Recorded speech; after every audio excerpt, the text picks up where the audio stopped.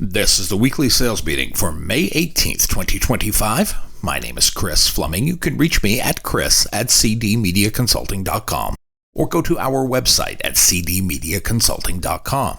Today's topic is double your revenue.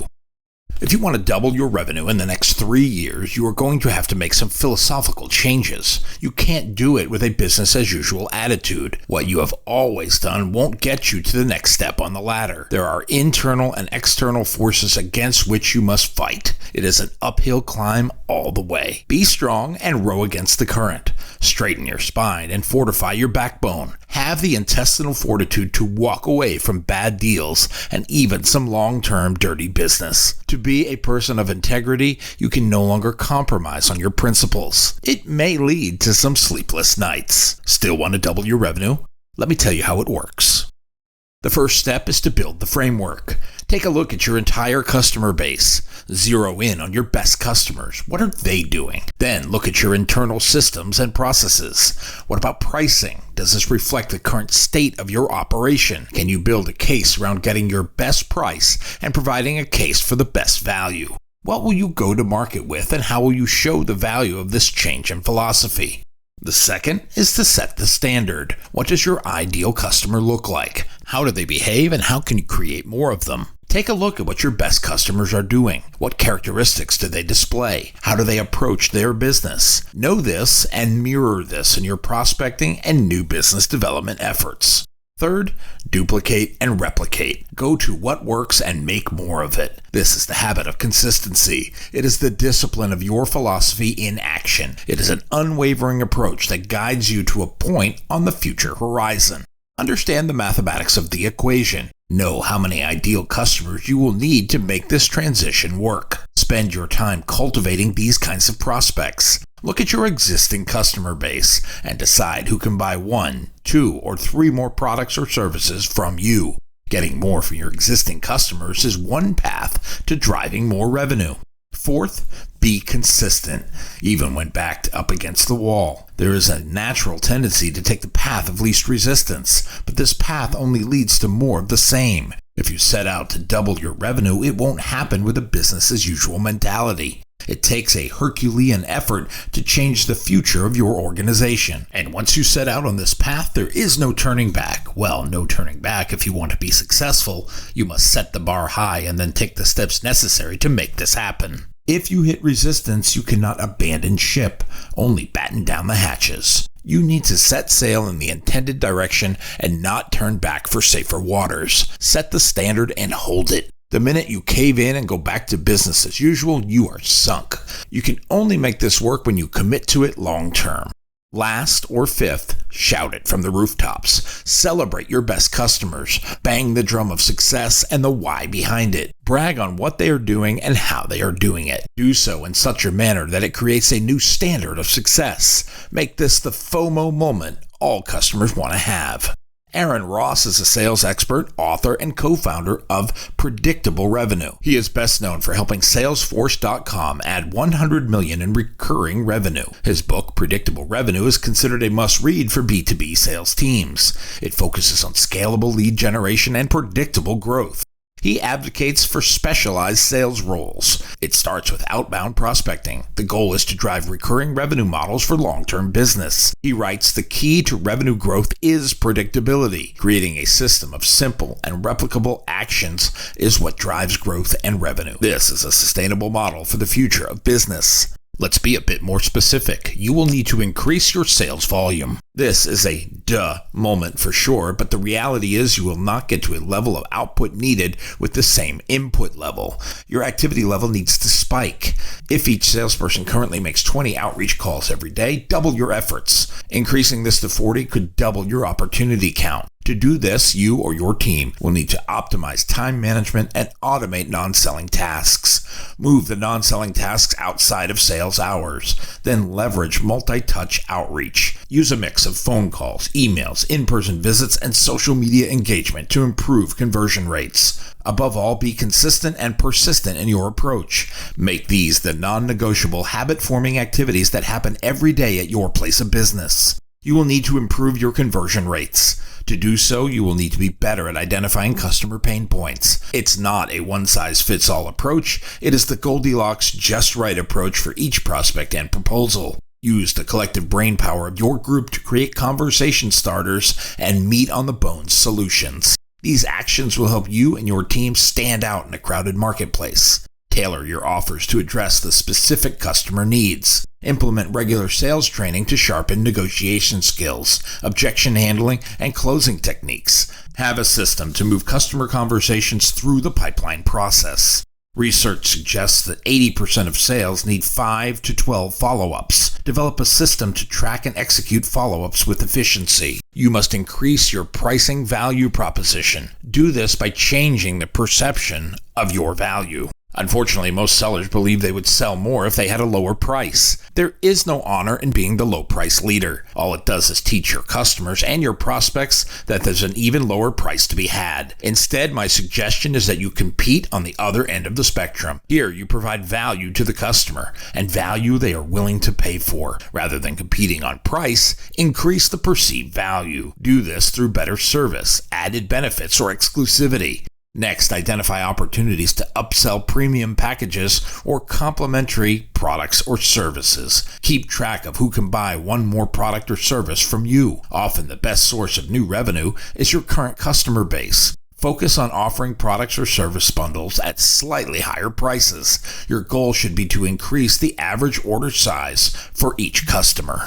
You could introduce tiered pricing models. You could charge more for premium and exclusive products. You could craft your offers in such a way that the basic or entry-level offer is not that attractive. You will need to present bundled solutions as a benefit, not as a la carte options that can be broken apart, but a combination offer that displays real value. It would be as if 1 + 1 would equal 3. Be sure that when you add products to your offer, they display honest and transparent value. When you bundle your radio or TV offerings with a digital product, there needs to be a practical and tactical advantage for doing so. The value will then be determined by the utility of the offer. Here is something that you can do that will make your team a little uncomfortable. You could hire more sellers, but hire wisely. Look for those that have the unique characteristics you cannot teach. For me, I look for desire and curiosity. Those are inherent characteristics of great sellers that cannot be taught. Everything else can be taught, at least the media part of it, but it is not only hiring and upgrading the sales team, it is crafting the commission plan in such a way to incentivize the desired behaviors. These are the behaviors that produce results. Most commission plans are written from the point of view of accounting. Flip the script. Write your commission plans to reward overperformance and drive more competitive motivators. Be sure there is equality in the performance mechanism.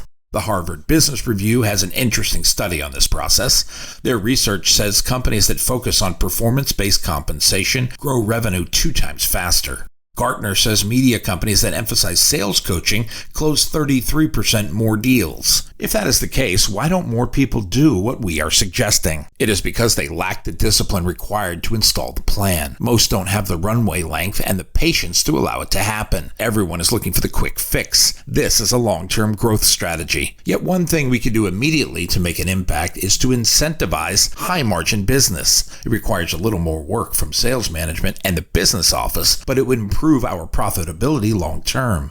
Jim Ryan is a former American middle distance runner and politician. He was the first high school athlete to run a mile in under 4 minutes. He later became an Olympic silver medalist in the 1500 meter in 1968. After his athletic career, he served as a U.S. Congressman from Kansas from 1996 to 2007. Ryan remains a motivational speaker and advocate for fitness, discipline, and goal setting. He said motivation gets you started. Habit keeps you going.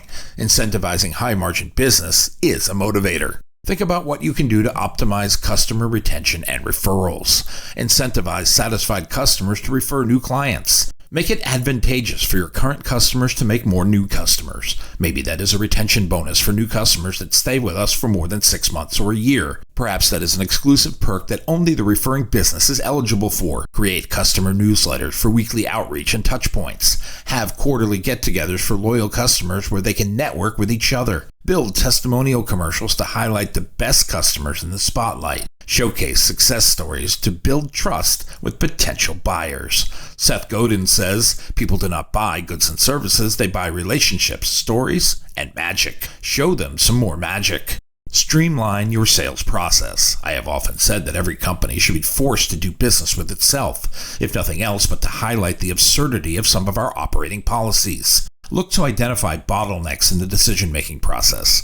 Work to eliminate unnecessary steps. Analyze successful sales conversations and refine your outreach contact for better conversion rates. And work on implementing better lead sourcing models to focus on high-value prospects. Make sure we are profiling our best customers and trying to make more of those happen. In each business category, there are winners, non-winners, and those treading water. Let's make our target prospects those in the winning column and not the other two. Shift your thinking from short-term to long-term focus. Many salespeople or sales teams work month to month rather than year to year or longer. Shift the focus from monthly or quarterly to 1 year, 2 year, or 5 year plans. Offer incentives. Notice I did not say discounts or bonuses for long-term agreements. Offer next-tier incentives for milestones and anniversaries. Offer ongoing value and market knowledge. Become known as the group or individual to be working with. Drive customer engagement by delivering exceptional service elements. And these service elements should be ones your customers can't get anywhere else. It is one thing to tout customer service, it is quite another to deliver. Increase your customer loyalty by building growth patterns and plans for each customer. Have regular contact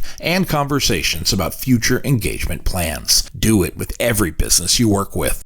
In a free market economy, supply and demand are the primary drivers, but perception, packaging, and projected success can augment high supply and low demand realities. I ask the question inside of every operation I work with. Would you rather be 50% sold out at 100% of your rate or 100% sold out at 50% of the rate? Old school thinking would have us believe that we should get to sold out and then raise the rate. Yet that is thinking based on a different time and place. When we were 3 networks and a handful of radio stations, that may have worked wonders. Now, with a dial full of competitors and choices galore, we have to rethink what works. It is no longer an apples to apples comparison. Build the perception of value to create value. Establish that value on the front end. Carry that value proposition throughout the sales process. It means you have to be a little bit unreasonable. You have to row against the tide. You have to avoid conventional wisdom. Conventional wisdom would say do anything to make the sale. When trying to change the perception of your product and the pricing associated with it, you must draw a line in the sand and hold it. Caving for convenience is not an option. The new value you are trying to establish will be meaningless if you cave even one time. You are signaling to the market that it is business as usual at your place, not that there is a new day dawning and your value proposition has increased, and everyone has to be on board for the plan to succeed. My new book, 21st Century Sales Success, is now available on Amazon.com. If you like what you have heard here today, please consider ordering a copy or 2. You can always send one to a friend. Go to cdmediaconsulting.com right now and follow the instructions to order.